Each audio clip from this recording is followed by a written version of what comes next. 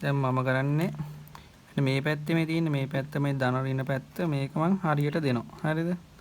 දැන් මේ ස්පීකර් වල මෙන්න මේක ධන රතු ඉර අනිත් ඍණ. ඒක ඔයාලා බෆල් එක හදද්දී ඒක ඔයාලට බලා ගන්න යටින් කරද්දී ඒක බලා ගන්න බෆල් එකට හයි කරද්දී. දැන් මම නම් ධන තමයි රතු ඉරට ගත්තේ.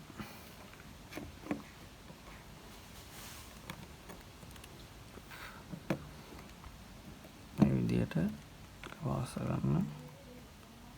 පොඩක් මහත වයර් දාගෙන අනිත් එක මේ ස්පීකරුත් පොඩ්ඩක් වෝට් 30කට වඩා වැඩි එකක් ගන්න. මොකද දැන් මේගොල්ලෝ කියලා තියෙන විදියට ඔන්න දැන් මේ පැත්තේ ධන ඍණ මාරු කරන. ඒ කියන්නේ ස්පීකරේ ධන මේ පැත්තේ ඍණ අවුට් එකට දෙන්න.